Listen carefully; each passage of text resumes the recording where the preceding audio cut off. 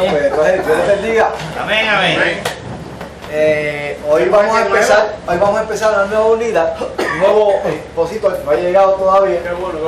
Se me olvidó ya todo. Pero tú vas a ser el primer voluntario. Trégalo. La unidad que vamos a estar tocando, aunque no sabemos, o sea, no tenemos el expositor a la mano porque no nos ha llegado, pero sí sabemos que el tema va a ser el libro de Hebreo. Ese es el libro de Hebreo. Si vamos a empezar el libro de Hebreo y queremos, ¿verdad? Pues que ustedes vayan leyendo el libro de Hebreo, cosa de que se vayan empapando. Vamos a estar básicamente en algunas 5 o 6 clases trabajando con ese libro. Así que yo les invito para que ustedes vayan por lo menos leyendo y ocultando, y lo que ustedes puedan aportar a la clase, pues va a ser de tremenda bendición. Gloria a Dios. Vamos a entonces estar hablando sobre el libro de Hebreo. Pero como a mí me gusta que ustedes pues aporten y participen, pues entonces yo les voy a preguntar ¿qué ustedes saben del libro de Hebreo? ¿Qué ustedes saben del libro de Hebreo? No se sabe quién es el autor. Bueno, no se sabe quién es el autor. Ahora mismo cuando usted comienza a leer el libro no tiene una introducción, ¿verdad? No tiene una introducción, no se sabe, no hay una persona que lo haya, no se la adjudica a una persona en específico. Por lo tanto, no se sabe el autor. Hay posibles candidatos. ¿Cuál es uno de ellos? Algunos, la mayoría de los comentaristas dicen que es Pablo el que escribe el libro de Hebreo. Hay otros candidatos, como cuáles. Bernabé, Algunos dicen que pudo haber sido Bernabé, otros dicen que pudo haber sido Priscila, el pastor Gil, el mismo Apolo. el pastor nuestro quisiera que fuera Priscila, que no se descubra quién fue, que fue. El pastor postula a Priscila para que sea la candidata, ¿no? Bueno, hay varios, ¿verdad? Hay varios, pero Orígenes dice, bueno, no importa quién lo escribe, lo importante es que el libro está ahí y está para la disposición nuestra, ¿verdad? Por lo tanto, no se conoce el autor, eso es lo primero que usted debe saber de este libro. Vamos a ver, ¿qué otra cosa usted puede decir acerca del libro de Hebreo?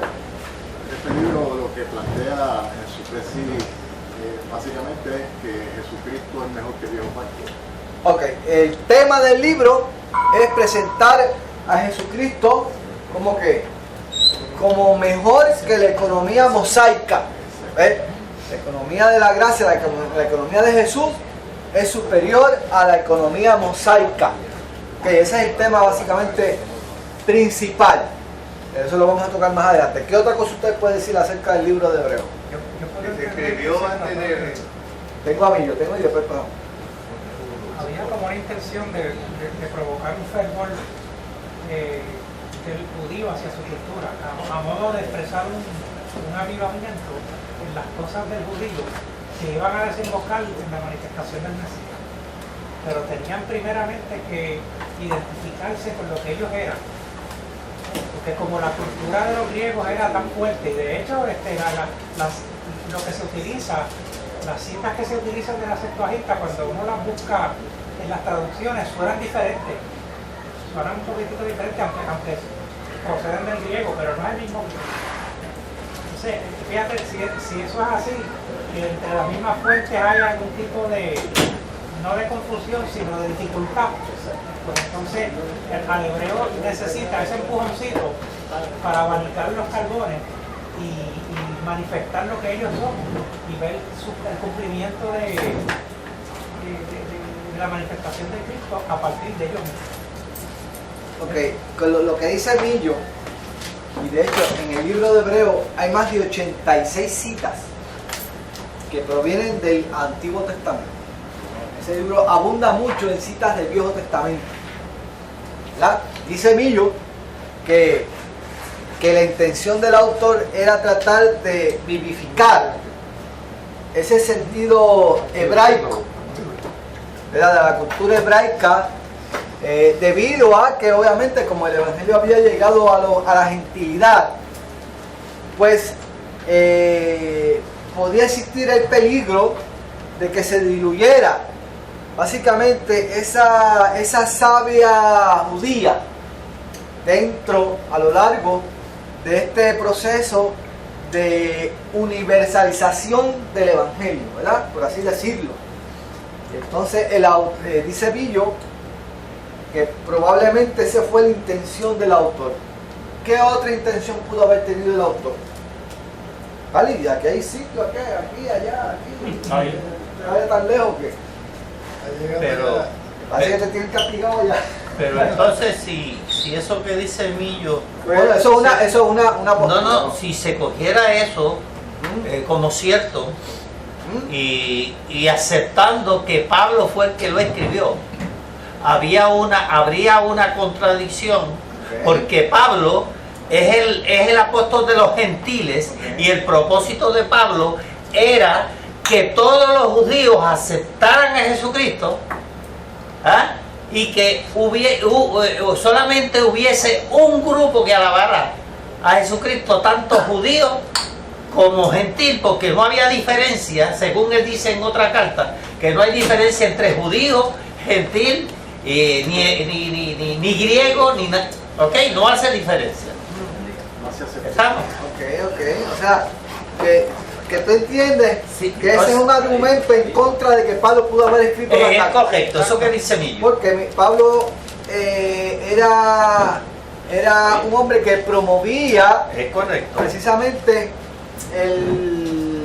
y era duro, que le daba duro a la ley, Pues seguro que sí. le daba duro a la ley. Por ese- O sea que pudo haber sido una intención del autor tratar de armonizar. de De armonizar. armonizar, es correcto. Ok, ¿por qué armonizar? ¿Por qué armonizar? Vamos Porque a ver. Jesucristo... ¿Cuál era el peligro? que crearse dos divisiones. O sea, que se creyera que el Evangelio de Jesucristo Era distinto. era distinto A a esa vena que venía Desde el Viejo desde el Antiguo Es Testamento. correcto. ¿Ok? Especialmente cuando en el principio Jehová le dice al pueblo, Jehová uno solo es.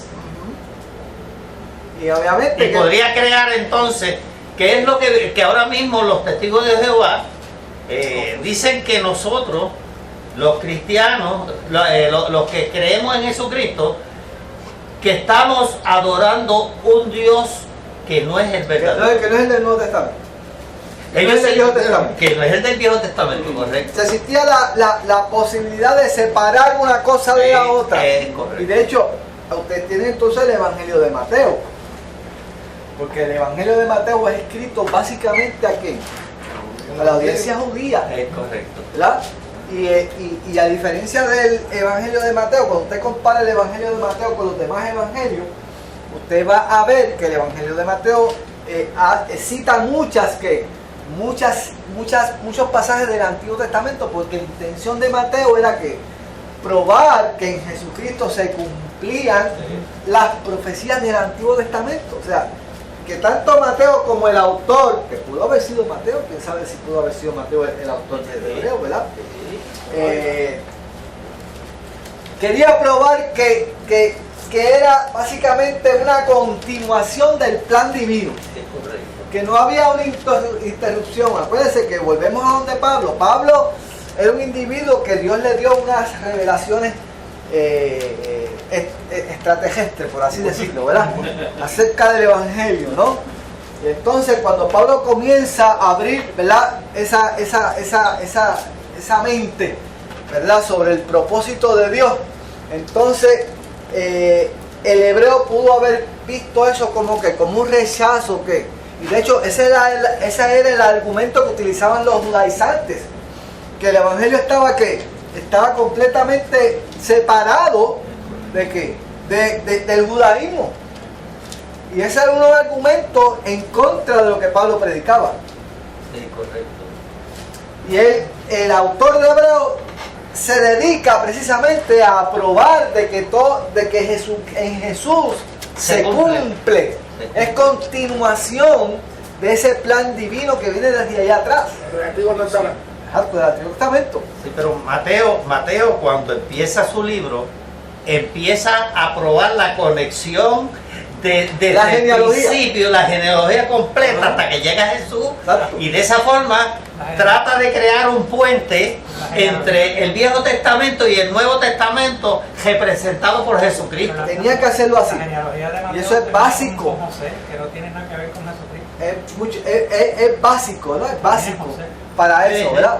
Por lo tanto, eso es bien importante, eso es bien, muy importante. Santini, que iba a decir No, es algo. que lo que pasa es que se me ocurre por lo que Luis estaba diciendo para esto, con el argumento que él trajo, eliminar hasta cierto punto a Pablo como autor de este libro, pues ahí caería Priscila también, porque Priscila era colaboradora de Pablo y obviamente seguía su filosofía. Así que se va achicando entonces por la misma razón que Luis dice, los posibles autores. Ahora, aparte de esa intención y ese propósito que hemos mencionado del autor, que era probar la continuación, ¿verdad? Hay otro propósito. ¿Cuál es ese otro propósito del autor? ¿A quién va dirigida la epístola?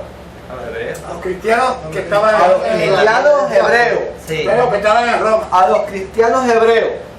¿Ok? Y aparte de probarle esa continuación del plan divino desde atrás hasta ahora, ¿qué otra cosa había? ¿Qué estaba sucediendo que hace que el autor escriba esta carta?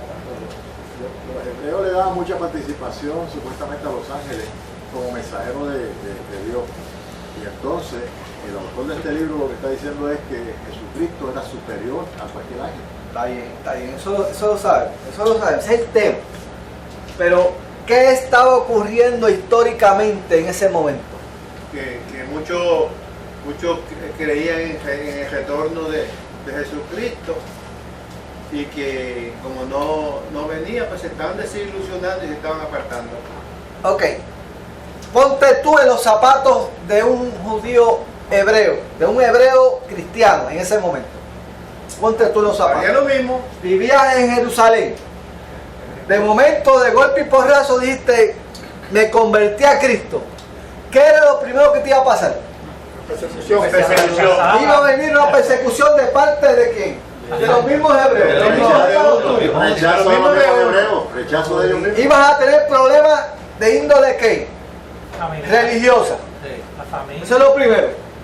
Es más, podría darse el caso de que te prohibieran entrar al templo.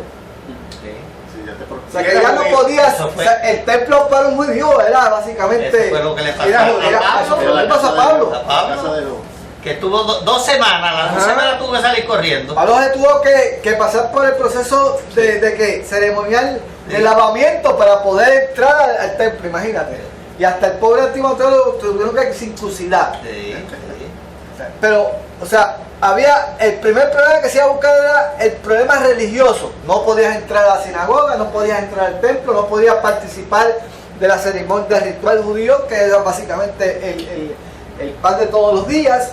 Ese es lo primero, obviamente. Y cortar de momento con esa tradición milenaria. Era difícil. Era fácil. Lo desterraban de la religión. La comunidad. Tenías problemas con la religión. ¿Qué otro tipo de problemas te ibas a tener? Ibas a tener un problema de índole que social. Porque ya ni te consideraban judío. Porque había supuestamente apostatado en contra de qué? En contra de la fe judía. de la ley. Y eso te condenaba socialmente. Es más, te podían hasta declarar impuro, inmundo. ¿Ah?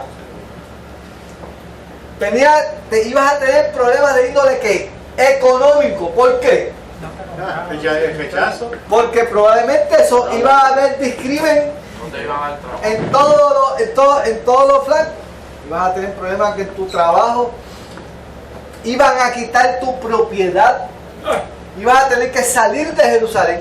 Por eso es que esta epístola es escrita a los que están dispersados, porque a los que están afuera, porque la mayoría había tenido que huir de Jerusalén. La mayoría de los judíos cristianos que habían creído en Cristo habían tenido que irse de Jerusalén y salir de su tierra para vivir en otro lugar. Oiga, donde allá no solamente vas a tener el problema con el judío, que vivía aquí, más el judío que vive allá, sino que también vas a tener el problema de quién, de los gentiles, porque acuérdense que el judío no era bien visto por nadie. Va a tener problema de aceptación con los gentiles Y también. vas a tener problemas con los gentiles, y vas a tener problemas con los judíos. Oiga, no era fácil. Eras un paria religioso. Entonces te habían dicho que Jesucristo venía pronto. Jesucristo no acababa de venir. La persecución por otro lado. Muchos habían vendido sus propiedades y todo. Habían tenido que Querían irse. trabajar. O sea, todo eso se acumula. Todo eso se acumula. ¿Qué pasa? La fe comenzaba a claudicar. La fe del judío cristiano comenzaba a claudicar. Y entonces es por esa razón que entonces que este hombre o esta mujer, quién sabe, viendo la situación, se sienta y comienza a elaborar un escrito que muchos dicen que a lo mejor no era una carta, que esto pudo haber sido que es un discurso. Muchos creen que esto pudo haber sido un discurso y no una carta. Como pudo haber sido, ¿cómo se llama? Una tesis. Una apología. Una tesis o una apología. Mira, ahí llegó el pan. Cuando termine se Dos reparte. aguacates. Oye, Señor es grande, aleluya. gloria a Dios para que te den las bendiciones. Ay, grande. Las bendiciones. Y el pan viene O a sea, fíjense todas estas cosas que suceden. O sea, hay que conocer la historia de cada libro. ¿Por qué?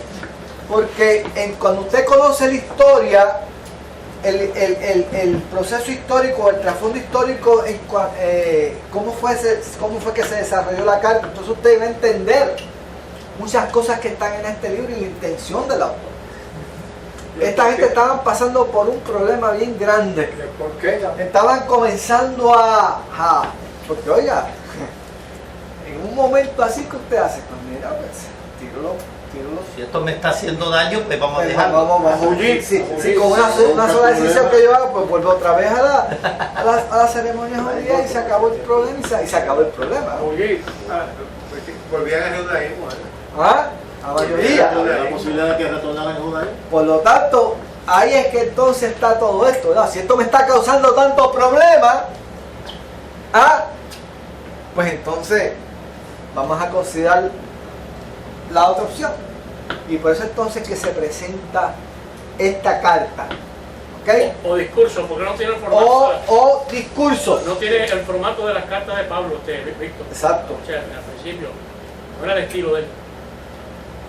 Muchos enseñaron respuestas.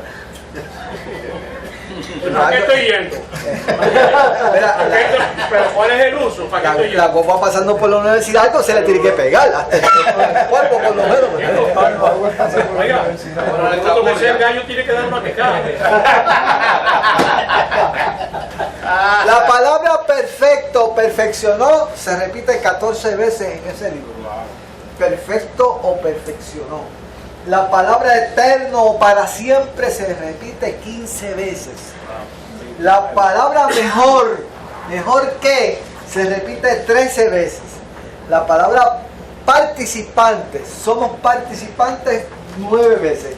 La palabra cielo 17 veces. La palabra sacerdote. Cielo. Y la palabra sacerdote o sumo sacerdote se repite 32 veces. Así que ya usted sabe más o menos cuál es la intención El énfasis. del autor. Claro. Hay siete exhortaciones en el libro también, ¿verdad? Hay 7 exhortaciones. Así que vamos entonces a entrar ya con esto. ¿Hay alguna pregunta en torno a la introducción? ¿Algo que usted quiera añadir? Yo lo que noto en el libro es que, a diferencia de una carta, es como una conversación que ya se había empezado y como que continúa. Ajá. Pudo haber sido también. No fue un libro fácil de Porque es escribir. posible que forme Pero- parte de otro escrito que no se encontró y que dijeron, ok, vamos a tirar Por eso fue que esta carta tuvo problemas desde un principio. Pero ahorita dijeron que podía ser una carta o un discurso. Un discurso. Yo creo que es Por más eso un carta, porque escrito, al final, una apología. al final se dice, los de Italia te saludan. Sí, Y sí que fue una carta. por lo menos un escrito. Escribió. Y hay temas que salen en Gálatas también. Esta carta o discurso no fue fácil de escribir, ¿sabes? Porque para usted escribir una cosa así tenía que primero el autor tenía que conocer muy bien el Antiguo Testamento. Tenía que conocerlo muy bien.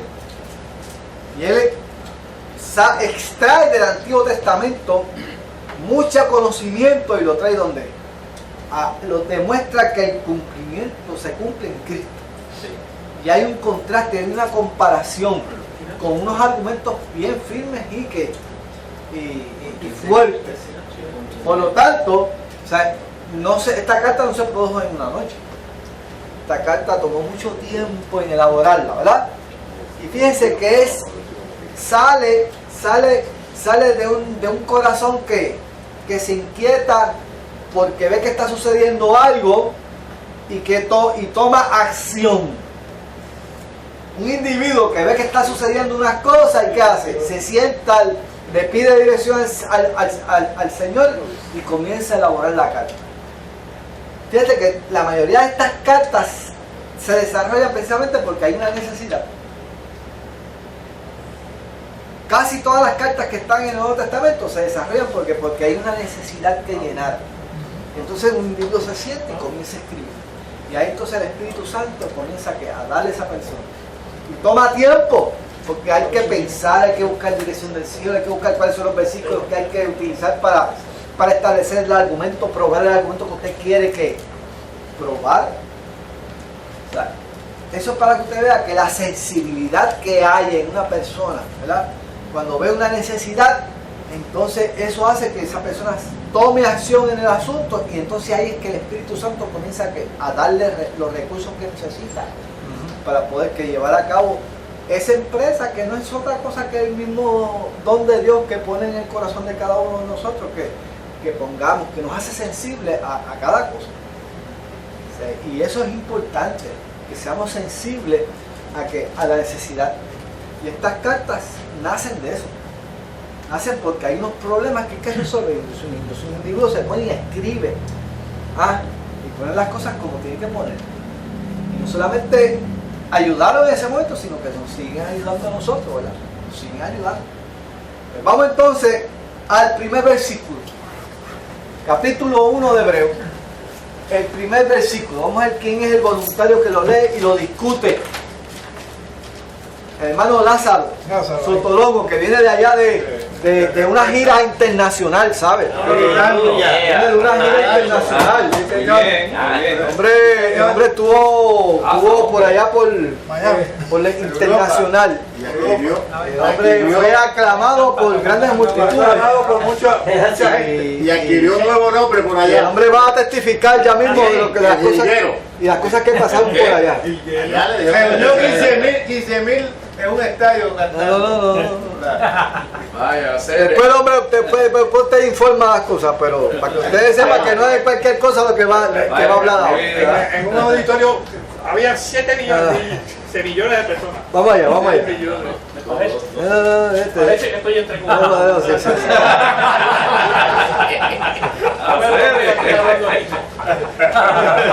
Mira, Víctor, con relación, y perdón que te interrumpa, voy a leerlo, pero ahora me quedé pensando en algo, como que se me alumbró la capucha. Y el principio del libro no es el estilo paulino, el principio. Sin embargo, el final. Pudo haber sido una mezcla de ambas los cosas. autores. Los autores. En el cual Pablo terminó Participa, exacto. Pudo haber sido eso. Oye,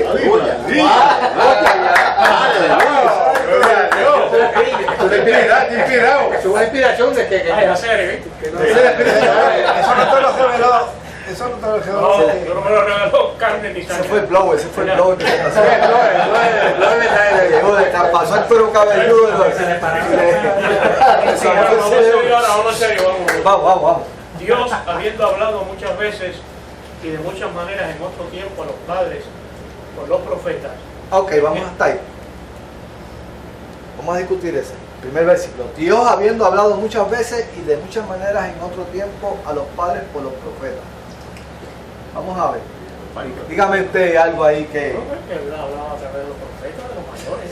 De los hombres. ¿Cómo él comienza la carta? Al Viejo Sí, Testamento. Esa forma. Cuando el Viejo Testamento. Dios había hablado de muchas maneras Al Viejo En Testamento. otro a los tiempo. padres. Porque vamos a coger primero la primera frase. Dios habiendo hablado muchas veces. Y esto usted ve la frase sencilla, pero la frase tiene cola. Sí. Cuando usted comienza a analizar desde el principio, ubíquese desde Génesis, cómo Dios ha venido hablándole al hombre. Para analizar esta frasecita, usted tiene que irse desde allá atrás. Comience. Cómo Dios se le fue revelando al hombre. Usted, Adán, lo vemos luego en Noé, luego Abraham, Isaac, Jacob, luego con José. Vemos a un Dios trabajando, ¿verdad? Esporádicamente, ¿verdad? Luego Moisés, luego Josué, luego los jueces, Samuel. y finalmente ¿quién? Los profetas. Usted ve cómo Dios va trabajando y revelándole que al hombre una revelación progresiva. A medida que Dios le va hablando al hombre, el hombre va entendiendo un poquito más de Dios. Ajá. Y en ese interín utilizaba también ángeles para llevar mensaje. Casi siempre utilizaba al hombre. Casi siempre utilizaba al hombre. Evidente. ¿Entiendes? Ahora, esa revelación, ¿cómo era esa revelación? ¿Era una revelación continua? No. ¿Era una revelación Cuando el que pueblo se revelaba, entonces venía el mensaje. era una revelación fragmentada, esporádica? Ad hoc. ¿Ok? Era progresiva, pero era fragmentada y esporádica. ¿Ok? Él esperaba el momento, ¿cierto? Había un momento Un momento. y algo que Dios quería revelar, y ahí tomaba un instrumento y ahí era que Dios se revelaba. Ahora, la segunda frase dice, y de muchas maneras, en otro tiempo. ¿De qué se trata ahí? De la forma en que Dios se le revelaba al hombre. Visiones, sueños. Dios pudo haberse, Dios se le revelaba al hombre a través de visiones, por la naturaleza. por la naturaleza, sueños, Haciendo No tiene señales. una sola forma. señales, y La prodigios, salsa de Moisés. la salsa. Eventos. Y no tiene una sola forma de... O sea, de- Dios tiene tantas y tantas formas de hablarle al hombre. de directa una Dios sola tiene palabra. infinitas formas de hablarle al hombre. Hasta directamente a través de esto. De muchas La cosas, Biblia. de muchas formas. ¿Entiendes? Infinita, porque Dios tiene tantos recursos. De hecho, una noche le dijo a Moisés, a Abraham, perdón, le dijo, sal afuera de tu cabaña y mira hacia arriba. Cuéntala. Cuenta las estrellas. Así será que tú descendes. Y desde ahí esa noche en adelante, Abraham decía, y cada vez que miraba para allá se acordaba de que Dios le había dicho. Dice, pero si yo No tengo hijos. tengo ya 90 años. Y cada vez que miraba para arriba veía las estrellas y Y la viejita cada día más Y la vieja. viejita más vieja cada día. Ah. Dice, ¿cómo va a ser esto? Si Sara ya casi ni... pero se cumplió, ¿verdad? Lo que Dios le había dicho, ¿verdad? Por lo tanto, Dios tiene tantas y unas formas tan extrañas de hablar al hombre, pero le habla al hombre. Y el hombre entiende cuando Dios le habla, ¿sabes? Porque cuando Dios le habla a uno, le habla de una forma tan contundente Sí, y que clara no y de forma tan sencilla. No tiene duda. No, Dios te habla de una forma tan contundente que tú sabes que Dios te habla.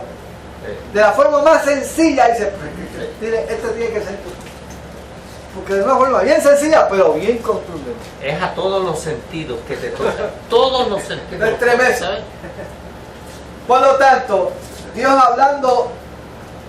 habiendo hablado muchas veces y de muchas maneras en otro tiempo, fíjate que el autor es bien cuidadoso la de establecer que esa ruta desde allá hasta acá, Dios había hablado, habiendo hablado, ¿verdad? Dice, en otro tiempo a los padres, ¿por qué? Por los profetas. Fíjate que el autor escoge a los profetas. ¿Por qué los profetas? Porque son la boca de Dios, el Naví. Porque era a través de quien Jehová le hablaba al pueblo. Porque la intención del autor era probar que Jesucristo era superior a la revelación profética. Era Dios mismo. Fíjate que él va a probar que Jesucristo es superior a muchas cosas. Y lo primero que él va a escoger es que es superior a la profecía, a los profetas. Que los profetas eran en parte Instrumentos. fragmentados, pero ya en Jesús se cumplía todo. Correcto, porque fíjense que el pueblo de Israel casi veneraba a Moisés. Lo tenían un sitial muy alto. Y Abraham. A Elías. ¿No? ¿Ah? También es así que le cuestionaban a Jesús a veces que no estaba cumpliendo con la ley mosaica. Exacto. ¿Entiendes? Será esto un profeta. Exacto. Fíjate que para ellos el profeta era algo exclusivo, era una clase exclusiva. Él dice, él es superior a los profetas. Estamos en el sitial alto. Exacto. Ese es el propósito, ¿no? ¿Sabes? Dice, lo que ustedes tienen es superior a lo de antes. No vuelvan atrás. Si ustedes tienen algo superior, fíjate cómo ese es el argumento que él va a utilizar. ¿Entiendes? Ustedes tienen que lo máximo, ¿por qué tienen que ir atrás? Dice, Dios habiendo hablado muchas veces y de muchas maneras en otro tiempo, los padres por los profetas, y ahora viene el segundo versículo, ¿quién lo lee? Vamos a ver. El gran Tony. En estos postreros días nos ha hablado por el Hijo, a quien constituyó heredero de todo y por quien asimismo hizo el universo. Ok. Tony, elabora algo ahí acerca de este versículo. De lo que leí. Bueno, que anteriormente usaba a los profetas para que le hablaran al pueblo, pero ahora está el Hijo. En otro tiempo. Exacto. En otro tiempo por los profetas. En estos postreros días Por su hemos Hijo. hablado por quién, por el Hijo. O sea, en otras palabras, Establece ahí llegó el cumplimiento del tiempo. ahí está establecido. Fíjese que hay muchos pasajes en el Nuevo Testamento, específicamente en los Evangelios, que dice, y habiéndose cumplido el tiempo, ¿ah? Y habiéndose cumplido el tiempo, Eso es el Evangelio. sucedió esto. O sea, ¿el tiempo de quién? El tiempo de Dios. O sea, todo eso que está ahí atrás escrito en el Antiguo Testamento tenía una intención. Y era que se estableciera ¿qué? La revelación máxima de Dios. El cumplimiento del plan de Dios. Hizo el universo. ¿Entiendes? Entonces, ese tiempo, ese cumplimiento del tiempo se cumple en quién? En Jesucristo. En Jesucristo. Jesucristo es la revelación máxima El cumplimiento de la de Dios. profecía. De todo. De todo. Y eso es lo que él va a probar en esta carta. Mire cómo comienza. Entonces ahora él va a presentar 7 excelencias de Jesucristo. 7 excelencias de Jesucristo va a probar el autor, comenzando la carta. Y la primera que menciona es ¿cuál? En estos postreros días nos ha hablado por el Hijo. Y lo primero que dice, a quien constituyó heredero de todo. Vamos a ver. ¿Quién me discute eso? Vamos a ver.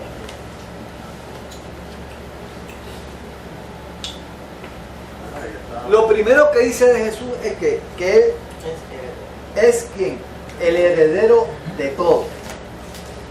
Vamos a ver.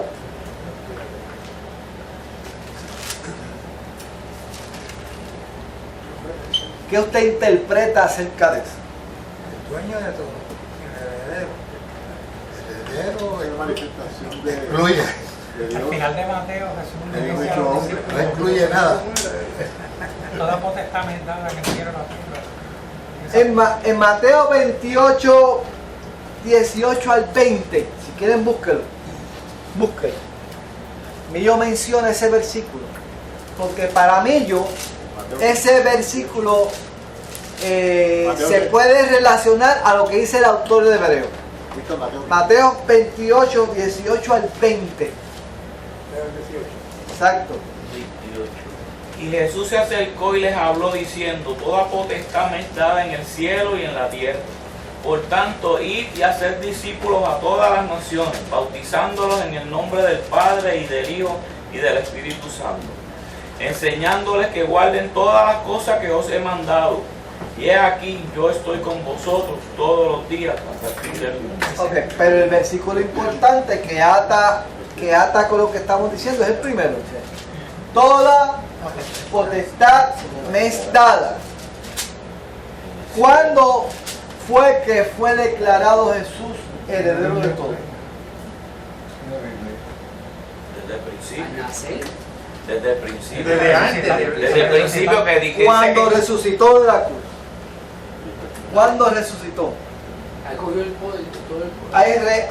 Ahí hizo que él tomó todo lo que todo lo que el enemigo le había quitado al hombre y lo que Pero desde el principio, hizo de- desde el ¿entiendes? principio, Víctor, Acuérdate que él se despojó para venir a fíjate que él recupera precisamente que él recupera que todo lo que le fue quitado al hombre. hombre, ¿Entiendes? pero se le había dado todo a él desde el principio, porque todo es hecho por él y para él. Exacto. Desde el Pero el principio. pago que él hace en la cruz, ¿entiendes? Él siempre ha sido el dueño de todo, ¿entiendes? El derecho de- Pero lo que le quitan al hombre, él lo recupera. Para un rescate, por Bueno, eso eso que- recupera, Sí, ¿entiendes? porque eso es un acto de redención. Correcto. Exacto. Y en la redención es que se le da precisamente, Sí. ¿verdad? Al hombre, si te vamos a buscar Lucas 10:22, fíjate que dice, toda potestad me es dada. Lo dice después de la resurrección. Si usted busca Lucas 10:22, ¿qué va a encontrar ahí también? Mira, aquí hay un comentario que habla de las dos opciones, la de Ahmed y la de Ajá. Sí, hay dos comentarios que dicen que él siempre ha sido heredero. Dos posiciones. Dice aquí, Cristo es el único heredero por dos juntas diferentes, por la línea de creador, Ajá. la que dice Amén, y por la de redentor. Es correcto. Por dos vías. Sí. Pero por vía de redentor había que declararlo luego después de la redención. De la redención, ¿entiendes? Vamos a buscar Lucas 10:22. ¿Qué dice ese versículo? Ajá. Todas las cosas me fueron entregadas por Todas mi las Padre. cosas me fueron entregadas por mi Padre, y nadie conoce quién es el Hijo sino el Padre, ni quién es el Padre sino el Hijo, y aquel a quien el Hijo lo quiera revelar. Ok. Por lo tanto, eso es muy importante. Eso es muy importante, ¿verdad? O sea, y si Cristo es heredero, fíjate que una de las intenciones del autor es tratar de animar la fe judía de esos hebreos que están claudicando. ¿Y qué es lo que quiere probar entonces? Si Él es el heredero de todas las cosas, ¿nosotros qué somos? Coherederos con Cristo. Somos coherederos. Y si Él tiene todas las cosas, pues todas las cosas son ¿qué? Son nuestras también. ¿Ok? El hombre recupera todo lo que el enemigo le había quitado a través de ¿quién? De Cristo. ¿Ok? Todo es nuestro. Por eso es que Pablo dice, todo es vuestro. ¿Se acuerdan? Cuando está hablando a los Gálatas. ¿Se acuerdan cuando Pablo le está hablando a las Gálatas? Dice, pero si ustedes lo tienen todo, ¿Por qué volver? ¿por qué volver, verdad? Ahora entonces, ¿por qué entonces en uno de los capítulos decía, el que tiene al Padre tiene al Hijo, y el que tiene al Hijo tiene al Padre? Exacto. cuando todavía no se había cumplido el propósito para el cual él había venido, porque se cumple cuando él resucita. Lo de la herencia. Pero, como en Jesucristo, fíjate que Jesucristo revela la naturaleza de Dios desde que nace. Porque nace de qué? Nace mediante quién? Mediante el Espíritu Santo. O sea, él refleja, de hecho lo vamos a leer ahora, vamos a verlo ahora, vamos a discutirlo ahora. Heredero, ¿verdad? Sí, gracias. Vamos a ver la segunda excelencia. ¿Cuál es la segunda excelencia? La primera es heredero. Cristo es heredero. Si Él es heredero, nosotros somos ¿qué? Coherederos. ¿Y qué es lo segundo que dice? Y por quien así mismo hizo ¿qué? El universo. ¿Qué es lo que está tratando de decir aquí el autor?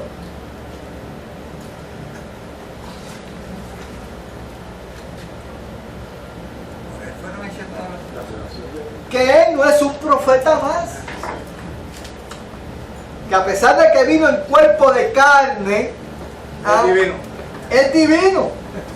Dice que Él fue agente en el momento de la creación. Estaba presente ahí en el momento de la creación. Hagamos, ¿verdad? Si usted busca el libro de Colosenses, también aparece que Él fue ¿qué? Él estuvo ahí presente en la creación de todas las cosas. En Juan 1:1, en el principio del verbo. Esa es la dualidad de Cristo.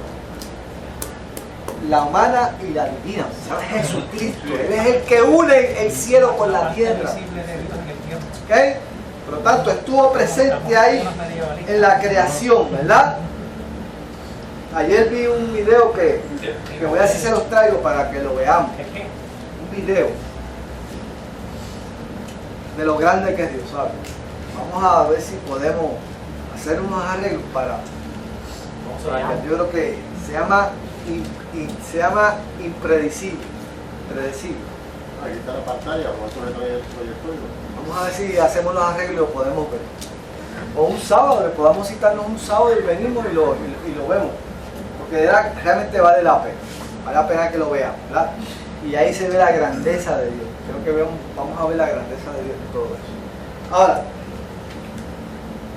porque en así mismo hizo el universo.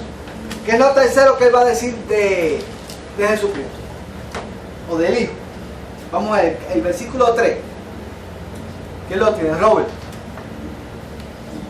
El cual siendo el resplandor de su gloria. Hasta ahí. El cual siendo el resplandor de su gloria. Dígame algo, dime algo. Robert. El resplandor, ¿qué El resplandor resplandor? El hijo resplandece. La luz. La luz. Es la luz. Bueno, él lo dijo, yo soy la luz del mundo. Y El que me sigue no andará en y tinieblas. el que me ha visto a mí ha visto al Padre. O sea, él era el resplandor de su Padre. O sea,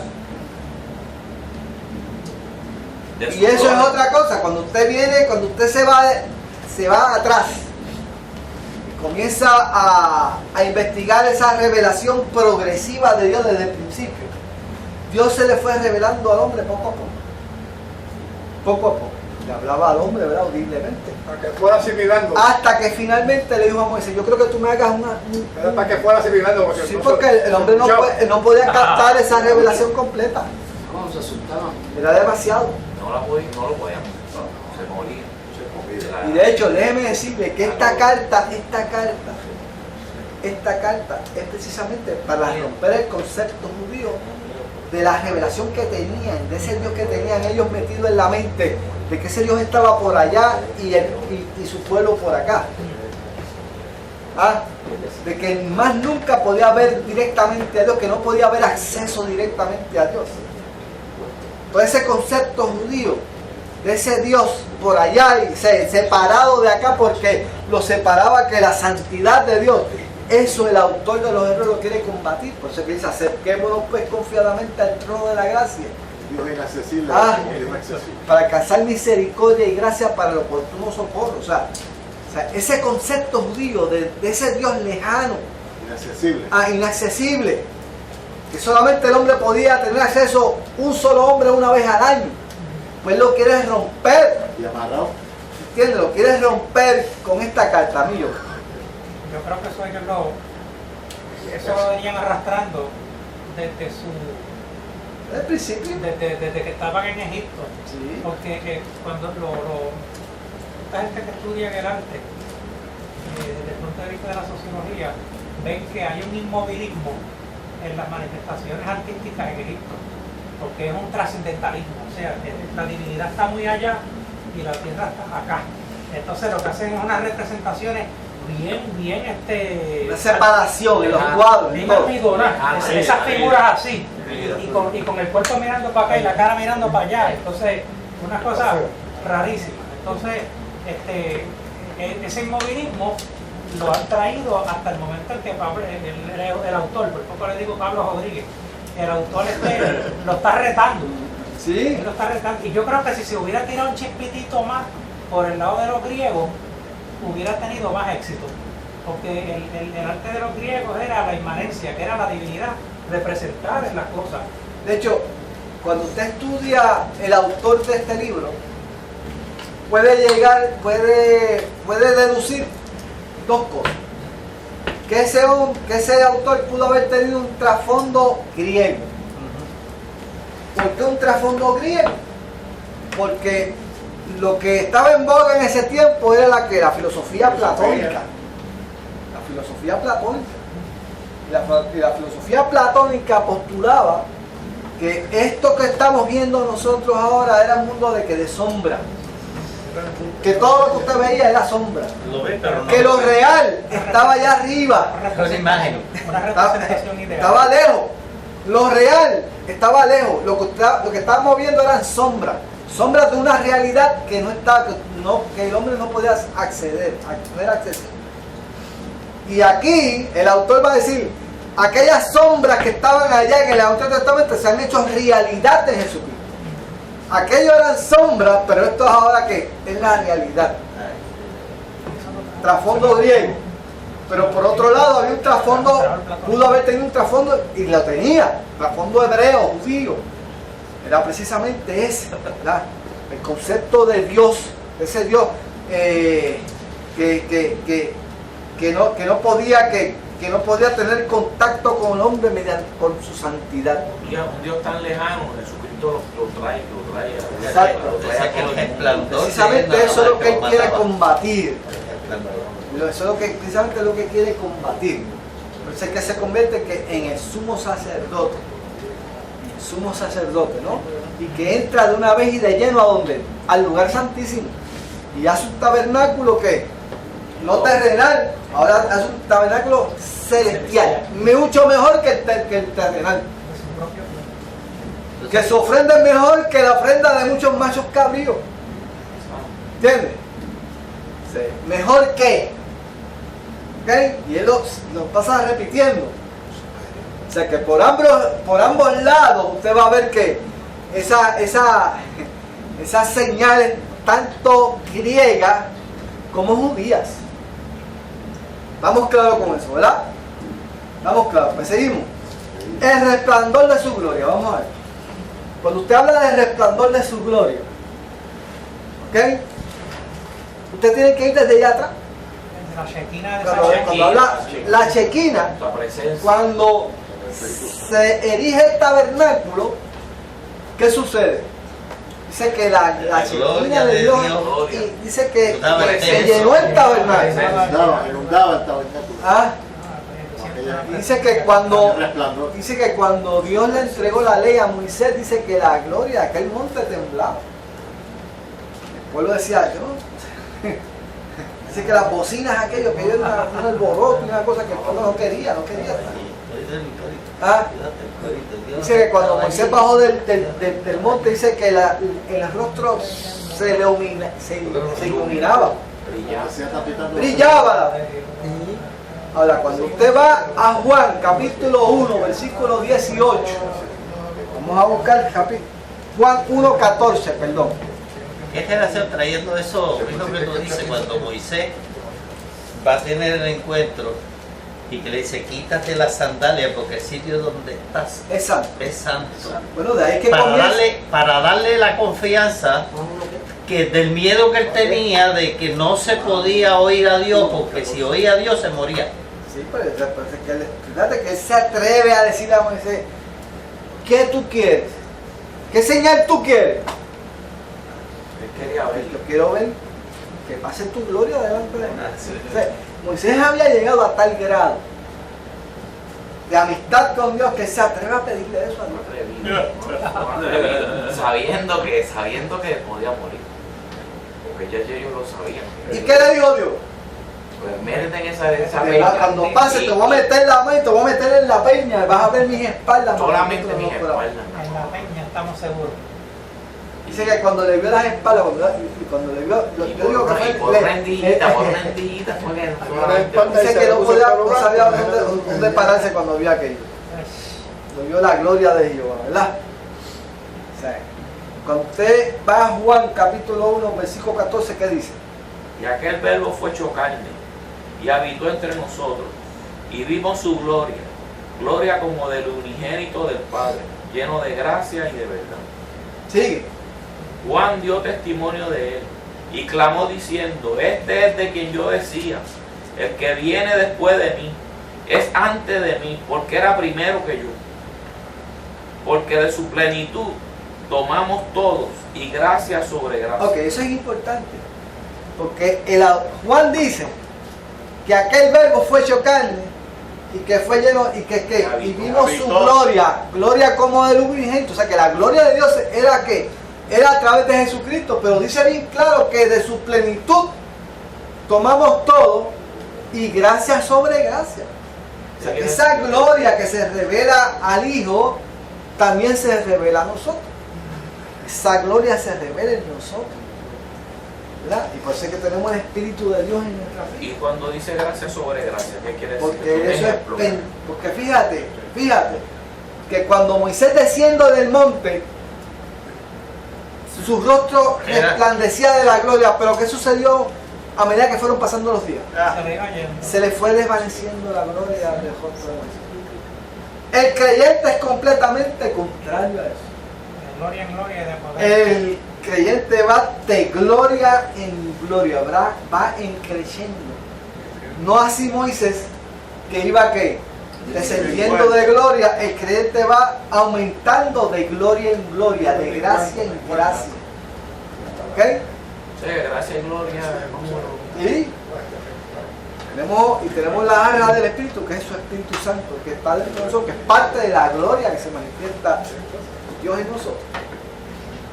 El resplandor, Él siendo que el resplandor de su gloria. Por eso es que el autor de Hebreo es bien cuidadoso en definir lo que es Jesucristo, porque en cada cosa que Él dice, Él nos implica a nosotros como creyentes, nos afecta a cada uno de nosotros. Él es el resplandor de su gloria, por ese resplandor de su gloria se refleja en nosotros. ¿Entiendes? Sé que Juan usa mucho el concepto de luz. Juan utiliza mucho el concepto de luz. ¿Okay? Cuando lee la primera epístola de Juan, va a encontrar mucho el concepto de luz, pero no es otra cosa que la gloria de Dios, que refleja al creyente. Si decimos que estamos en la luz, tenemos que brillar. Tenemos que demostrar. Estar en la luz es que si estoy ahí de frente mirando la gloria de Dios, Tengo que resplandecer yo también. exacto. Dice que el creyente que como una imagen viendo que la gloria de Dios somos transformados conforme a su imagen, viendo la gloria de Dios, como por un espejo, dice, como por un espejo. La gloria de Dios acaba de llegar. Aleluya, yo lo puedo así hoy. Nos dan 5 minutitos para... Estamos esperando, ¿verdad? Maestro. Estoy esperando el editor. Lo bueno es que llega siempre riéndose. Llegó él con Cicamanda. Mira, por lo menos te traes razón, Hebreo. O sea, que la pegaste. Sí, estamos bien. Obvio, lo pegamos. El material es $2 la guía de alumnos y 6 la del maestro. Si ustedes... Dame 2 de la nueva. Vamos a ir para abajo. Eso lo he escuchado yo. Que muchas veces yo he escuchado eso. Que no paga. Caballero. Tony, dos de estos.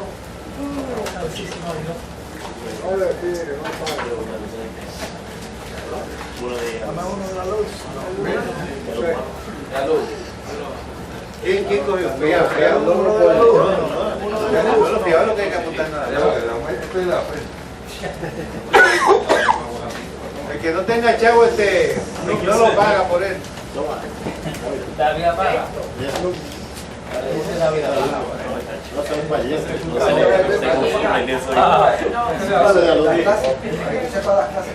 Y otro para ella. Esa es la fecha.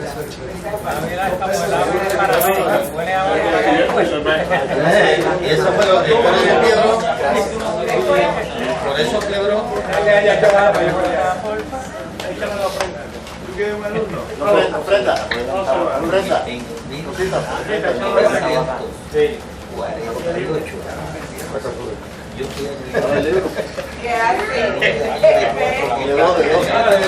Mira quién habla.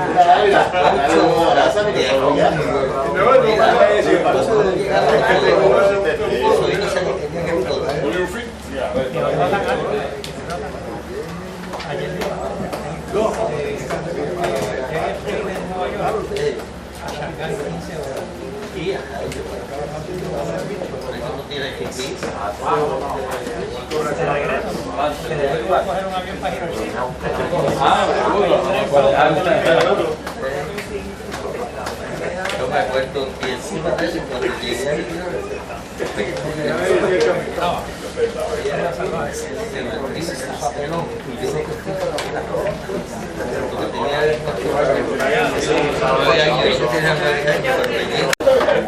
Nos quedamos en el resplandor de su gloria. Bueno, vamos a seguir. El resplandor de su gloria. Voy a repartir los cuatro que faltan para que entonces usted lo va analizando. Cuando le toque discutirlo, usted lo va a discutir. Nos quedamos en el resplandor de su gloria. El próximo es y la imagen misma de su sustancia. ¿Quién quiere coger eso? No tanto. No a la vez, por favor. No a la vez. Ok, voy a repartir las excelencias de Cristo. Ya hemos discutido 3. Voy a repartir las próximas 4 para que usted las vaya leyendo y se vaya preparando cuando le toque, ¿verdad? La otra va a ser y la imagen misma de su sustancia. Okay, pues que usted la lee y busca versículos que respalden esa verdad. Vamos a ver, ¿quién quiere esa parte? Vamos a ver. Dávila. Lo vuelvo ahí. La imagen misma de su sustancia. Dávila. La próxima, que sustenta todas las cosas con la palabra de su poder. ¿A quién le damos esa? ¿A quién le damos esa? A mi hermano que está aquí. A mi hermano que está aquí. Usted le toca, dice, quien sustenta todas las cosas con la palabra de su poder. Ok. El próximo, habiendo efectuado la purificación de nuestros pecados por medio de sí mismo. A mi hermano que está aquí. Repítemelo porque yo estoy sin espejuelo. Ok. Adiós, ¿qué tiene que ver? Habiendo efectuado la purificación de nuestros pecados por medio de sí mismo. ¿De dónde tú sacas de dónde tú sacas eso? No, de la Biblia, según la va leyendo, eso empieza en el 3, en el versículo 3. Y sigue por ahí para abajo. El versículo 3 completo. Ok, vamos a volver para atrás. El autor comienza presentando las 7. Primero dice, Dios habiendo hablado muchas veces y de muchas maneras, ¿verdad?, a los padres por los profetas, en estos postreros días nos ha hablado a través de ¿quién? Del Hijo. Y de ahí en adelante va a presentar 7 excelencias de ese Hijo. ¿Ok? Porque para él era muy importante que ellos estuviesen claros de lo que tenían, de lo que poseían. ¿Ok? Y de esas 7 excelencias ya hemos discutido 3. Faltan 4. Y las quiero repartir, ¿verdad?, para que ustedes vayan preparándose, ustedes para que la discutan. La purificación le tocó a mi hermano. Y la próxima, se sentó a la diestra de la majestad de las alturas, Santín. Y la última, hecho tanto superior a los ángeles cuanto heredó más excelente nombre que ellos. ¿Quién quiere coger esa? Esa se la voy a dar a Luis. ¿Ok? Vamos para la primera. Vamos a repasar desde arriba. La primera excelencia, ¿cuál es? Ese hijo, ¿cómo era? Heredero de todo. La segunda, hizo a sí mismo el universo. Lo tercero, es el resplandor de su gloria. Y el cuarto, sustenta todas las cosas con la palabra de su poder. ¿Quién le tocó ese? La imagen misma de su sustancia. ¿A quién le tocó La ese? imagen misma de su sustancia. Yo, Ok. Dice que Cristo es la imagen de aquel a que él se vela. De Cristo, de Dios. Ok, ¿cómo tú Yo respaldas creo que- eso con la palabra? ¿Cómo tú lo respaldas con la palabra? Porque en Cristo se consigue toda la naturaleza de su Padre. Ahí se revela todo. ¿Eh? ¿Y cómo lo puedes demostrar? Bueno, cuando es humano, en su humildad y su forma de actuar. En su vida, a través de su ministerio, él demostró, ¿verdad? Mediante su conducta, su comportamiento, ¿verdad? El amor que demostró, ¿verdad? Siendo humano. Siendo humano. No humano, ya Siendo humano. alma divina. Ahora, ¿qué acto dentro de su humanidad tú interpretas que se refleja? ¿Qué acto en la humanidad de Cristo? No puedo coger excusa para irte ahora. ¿Qué acto dentro de la existencia de Cristo tú puedes decir que se revela la naturaleza de Dios? El amor que hacia todos nosotros. ¿Cuándo? ¿Ah? ¿Cuándo sucedió? Cuando dio su vida en la cruz del Cuando Calvario. dio su vida en la cruz del Calvario. Murió por nosotros. Cuando Él muere en la cruz, Y resucita. cuando Él da su vida en la cruz para que el ser humano se salve, ese acto de amor refleja precisamente el amor de Dios hacia nosotros. Y no solamente eso, sino muchos actos más, ¿verdad? Muchos actos más, ¿verdad? Y de igual forma, la vida regional que él tenía, él la dejó en la cruz y adquirió una vida espiritual que era de naturaleza de Dios. Búsquese Filipenses capítulo 2. Búsquese Filipenses capítulo 2. ¿Qué dice Filipenses capítulo 2? Vamos a ver. Creo que es el versículo 4. Creo que es el 4. Vamos a ver, ¿qué dice? Teniendo ese mismo sentir, ¿verdad? No, el próximo. Haya pues en vosotros este mismo sentir que hubo también en Cristo Jesús, el cual siendo en forma de Dios, no escatimó el ser igual a Dios como cosa que aferrarse, sino que se despojó a sí mismo, tomando forma de siervo, hecho semejante a los hombres. Oiga, pero ahí está, ¿verdad? Básicamente, ¿verdad? La imagen misma de su sustancia, ¿verdad? Porque a través de él podemos ver que la naturaleza de Dios, él refleja la naturaleza de Dios en su vida. En Colosenses 2:9 dice que en él se da corporalmente toda la Plenitud de la deidad. ¿Entiendes? Por eso es que le dice, no has visto, o sea, el que me ha visto a mí, ha visto al Padre. Porque el ver a Jesucristo, el que ve a Jesucristo ve al Padre, porque ve en Cristo la naturaleza reflejada del Padre. Es la forma visible de ver a Dios. Exacto. La única forma. ¿Entiendes? Por eso es que él lo dice aquí, ¿verdad? Por eso es que este es otro cantazo al concepto judío. Porque el judío entendía que no podía ver a Dios. Sí, nadie. Que nadie podía ver a Dios y quedar vivo. Y entonces quiere demostrar que no, que a través de Cristo podemos ver qué. Podemos ver a Dios porque podemos ver su naturaleza. Viendo ese concepto, ¿verdad? De lejanía de Dios, ese Dios lejano, que no podía tener contacto con el hombre, que estaba ahí. Y se supone que quien nos ve a nosotros, vea a Cristo. Pues exacto, ya de nosotros, ven a Cristo. Y eso es lo que él quiere demostrar. Es lo que quiere demostrar. ¿Verdad? ¿Es así? Esto es para que pueda la responsabilidad que tenemos nosotros. Hacer las cosas bien. ¿Sabes? ¿Entiendes? Tenemos que tener mucho cuidado porque podemos estar dando señales confusas. ¿Verdad? Por eso era que Cristo decía, ser santo como yo soy santo. Correcto. Yo le estaba pidiendo algo fuera de los sentidos, le estaba pidiendo algo que tú puedes hacer. Algo que tú puedes hacer. Yo no te voy a pedir algo imposible. Te voy a pedir algo que tú puedes hacer, porque te da los recursos para hacerlo y porque sabe que tú lo puedes hacer. ¿Okay? Nada imposible. Nada imposible. Uno te da sabiduría, te da todos los recursos. El próximo. ¿A quién le toca el próximo? Y quien sustenta todas las cosas con la palabra de su poder. ¿A quién le tocaba ese? Esa me tocaba. A mi hermano. Sí, eso me recuerda a la creación, cuando dijo Dios, hágase la luz, ¿verdad? Eso de la palabra me recuerda a eso. Okay. Esa es la parte. Esa es la parte creadora. Esa es la parte donde él dice. Dice aquí, quien así mismo hizo el universo. O sea, él dijo, sea la luz y fue la luz. Descúbrase la tierra, se recogieron las aguas en un lugar y se descubrió la tierra. Ahora, aquí habla de qué? De sustentar. ¿Qué es lo que quiere decir? ¿Qué es lo que quiere decir ahí el autor? ¿Ah? Vamos a ver. Domingo.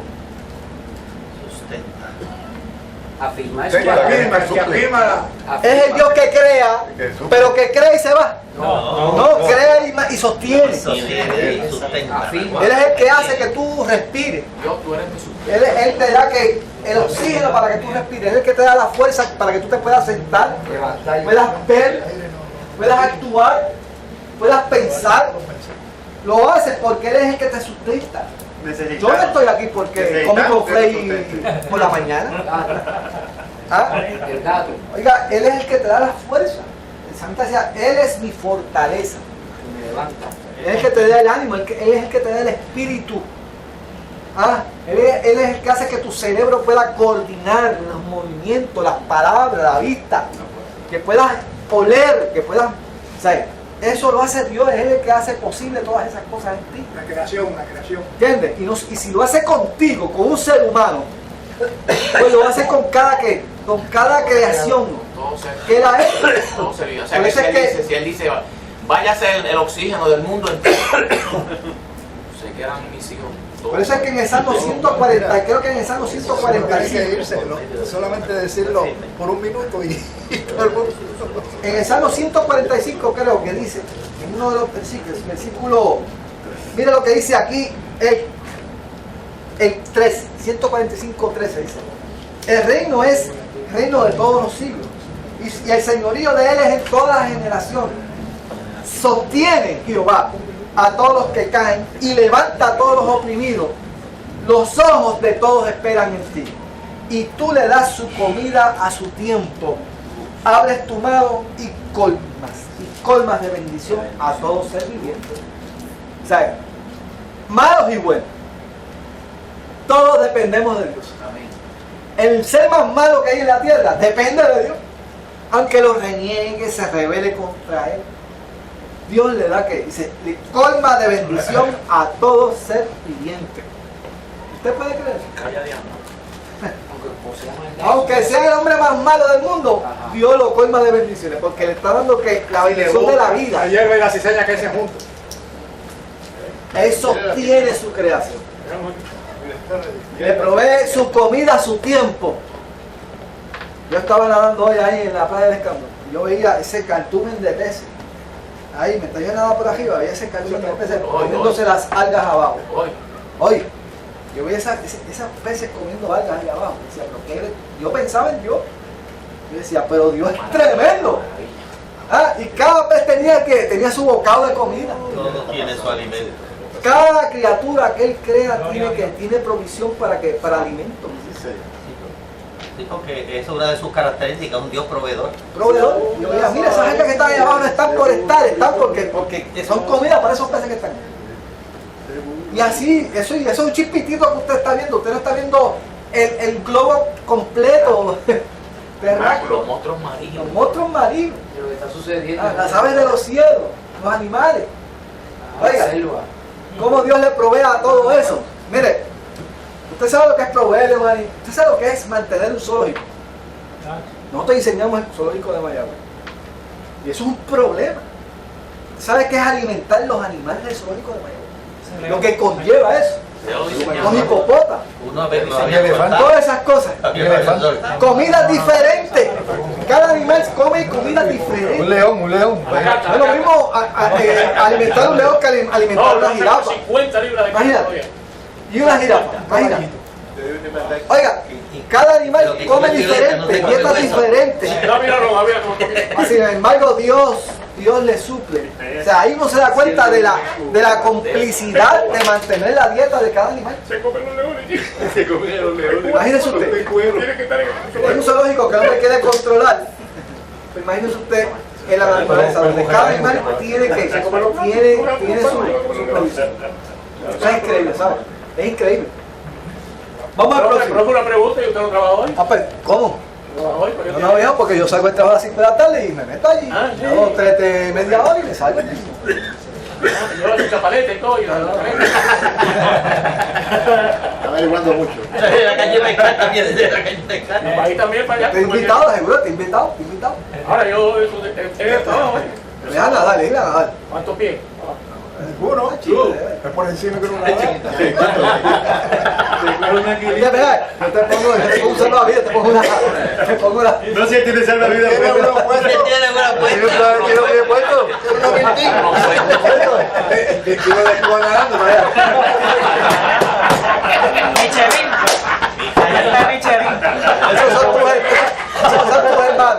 Esos son tus hermanos. Vamos para acá. Eso es vino. Él provee. Y dice aquí, vamos a la sexta. Habiendo efectuado la purificación de nuestros pecados por medio de sí mismo. Bueno, pienso que en la antigüedad las familias judías llevaban al sacrificio animales, llevaban palominos, llevaban diferentes, lo que se le había ya clasificado como que eran aceptados para el sacrificio, para la purificación del pecado. Esa es la ventaja de la judía. Entonces él vino a hacer el sacrificio perfecto en el la sustitución. Y entonces me recuerda, el herido fue por los millones, murió por nuestros pecados, el castigo de nuestra paz fue sobre el El judío estaba acostumbrado de ir anualmente a ofrecer un sacrificio. Perfecto. Ya no lo tenía que hacer. Ya el sacrificio perfecto había sido efectuado por Cristo. Él había sido ofrenda. Para una ofrenda perfecta. Esa ofrenda quita nuestro pecado y ¿qué hace? Purifica nuestras conciencias, algo que no podía hacer el sacrificio de los animales. Ese sacrificio fue perfecto, quitó nuestro pecado y purificó nuestra conciencia. Y entonces la práctica era que compraban el sacrificio. Esta fue de gratis, él la dio de gratis. Ese es otro golpe al concepto judío. ¿Entiendes? Y no era fácil cambiar ese concepto, no era fácil. Porque eso es fácil yo hacer cosas para yo beneficiarme. Y cuando el hombre le quitan ese bastón, fue una tradición por cuando años. le quitan ese bastón, porque ese bastón lo que hace es que tú te apoyas en él para tú mismo justificarte. Pero cuando te lo quitan, pues entonces tienes que depender de otra cosa. Por eso es que la fe es tan importante en el sacrificio. Ya yo no tengo que hacer nada para eso. Tengo que depender totalmente de ese sacrificio. ¿Entiendes? Tanto él efectuó la purificación de nuestros pecados por medio de sí mismo. Lo para ti está bien claro. Vamos para el próximo. ¿Quién le tocó? Se sentó a la diestra de la majestad de las alturas. Santín. Bueno, cuando el Señor resucita, pasa una estadía breve acá con nosotros, con nuestra vida. Luego, cuando la gloria del Padre lo asciende a las alturas, ocupa su lugar, que es a la diestra del Padre. En Marcos 16, versículos 19 y 20, dice lo siguiente: y el Señor, después que les habló, fue recibido arriba en el cielo y se sentó a la diestra del Padre, a la diestra de Dios. Y ellos saliendo predicaron en todas partes, hallando discípulos. En otras palabras. Eso mismo. Si usted busca Efesios capítulo 1, ¿qué es Efesios capítulo 1, versículo 20? ¿Qué es Efesios capítulo 1, versículo 20? Cuando Pablo está hablando a los Éfesos y le dice, ese mismo poder que resucitó a Jesucristo de entre los muertos, que ese mismo poder que los va a resucitar a ustedes, fue el mismo que operó en Cristo. Mira lo que dice, ese poder, el cual operó en Cristo, resucitando de entre los muertos. Ese mismo poder que lo sustenta a ustedes es el mismo poder que resucitó a Cristo de entre los muertos y lo sentó a la diestra en los lugares celestiales, sobre todo principado y autoridad y poder y señorío, y sobre todo nombre que se nombra, no solo en este siglo, sino también en el venidero, y sometió todas las cosas bajo su pie, y lo dio por cabeza sobre todas las cosas a la iglesia, el cual es su cuerpo, la plenitud de aquel que todo lo llena en todo. O sea, ¿qué es lo que quiere decir eso? ¿Qué es lo que quiere decir? Mire qué importante es esto. Dice que ese poder lo resucitó de entre los muertos y lo sentó, ¿qué? Lo sentó a la diestra del Padre en los lugares celestiales. ¿Y qué dice el Padre? ¿Qué dice Pablo? ¿Qué dice Pablo después? Que se le asignó también, obviamente, la tarea de... Para que delante de él se doble todas rodillas. Pablo dice, y junta, fíjate lo que dice Pablo, dice, cuando estábamos muertos dice, aún estando nosotros muertos en pecado, nos dio vida juntamente con Cristo y juntamente con Él nos resucitó. O sea, ese poder que resucitó a Jesucristo de entre los muertos y lo sentó en los lugares celestiales, es el mismo que nos, dice Pablo, que nos pone en pasado, nos resucitó. Y juntamente con Él nos resucitó y asimismo nos hizo sentar en los lugares celestiales. O sea, que estamos sentados en los lugares celestiales. Y eso lo produjo el sacrificio de Cristo. Jesucristo. Porque no hay que volver a hacer el sacrificio. En la casa de mi padre muchas cosas hay. Ya tenemos representación a la diestra de la majestad de las alturas, porque Jesucristo está sentado ahí. Si Él está sentado ahí, nosotros, señores, estamos sentados con Él ahí. Tenemos el pasaporte ya. Porque Él dice, estamos juntamente con Él sentados en los lugares celestiales. ¿Cómo usted se interpreta? Está a la diestra. No solo está a la diestra, abogando por nosotros. Sí. Y la diestra es el lugar de autoridad. Sí. Señor. O sea, usted está sentado con Cristo en los lugares celestiales porque Cristo intercede por usted allí. Tenemos representación. En uno de los estudios que dio Moisés un martes, dice que mientras se sigue trabajando esa acción que hizo Cristo, ¿ok? De seguir rescatando, porque ya Él pagó el precio, ¿ok? Y hay una promesa que mientras eso se sigue operando hasta el fin, hasta el fin del mundo, Él está ahí. Que cuando se termine esa obra, dice que esa diestra va a ser así y se van a fundir. Pero ahora está allí.